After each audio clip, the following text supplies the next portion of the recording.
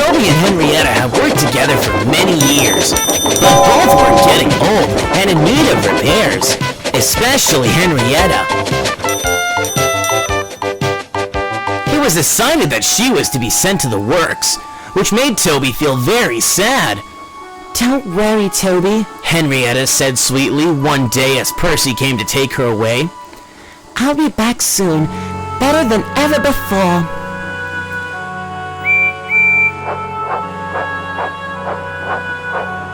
Soon, they were away, and Toby was left to find other coaches in the meantime.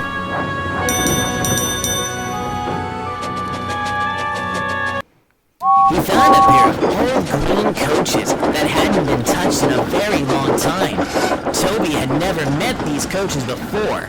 The other engines never cared to use them, and Toby soon found out why.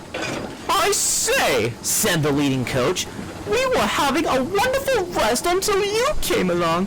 "Yes, my dear," said the other coach. "Leave us be, that's a good engine." Toby frowned. "That's a poor attitude. We've got passengers to take up the line," Toby scolded. "Now come along." "Oh, all right, don't be such a fusspot," the coaches chimed in unison.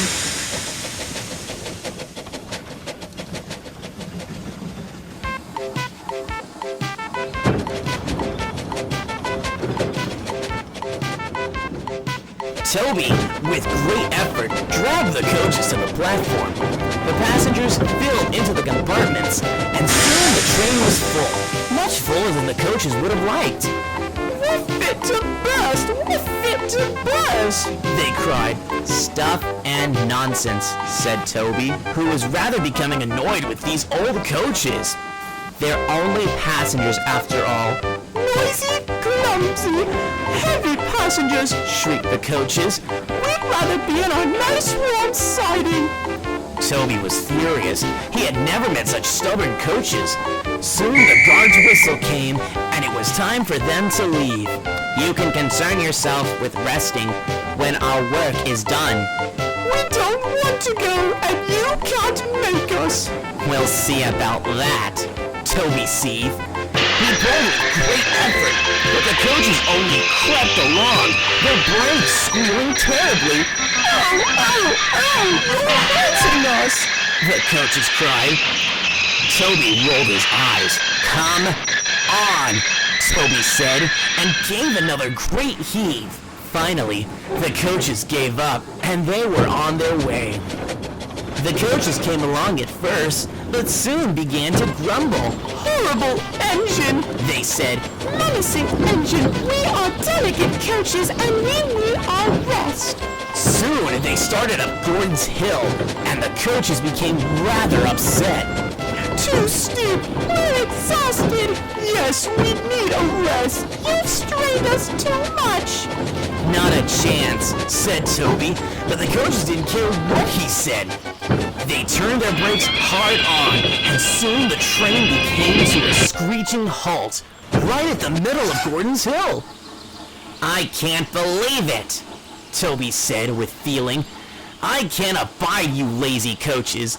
"Lazy! Lazy! We'll show you!" they said.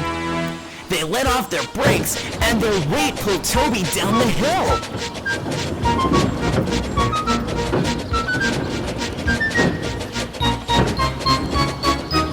Soon they settled at the bottom, leaving Toby red in the face and very cross. "Don't you look so silly now?" they chattered. "Who's pulling who?" The passengers had quite enough.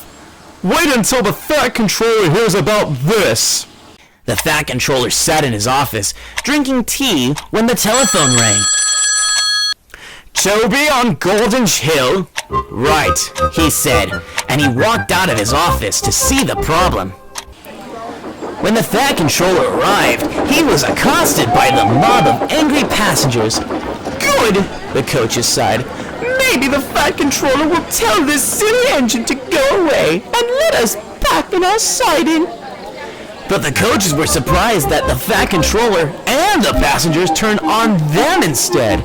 "Listen very well, you two," the Fat Controller said.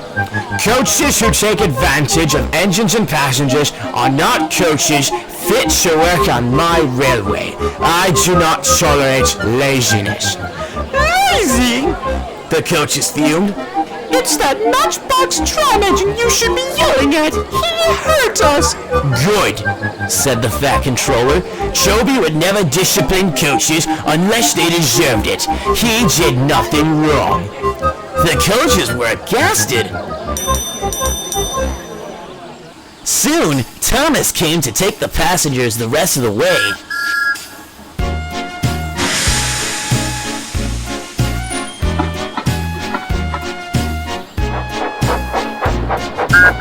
The coaches were taken away, and Toby slunk back into his shed, feeling very silly.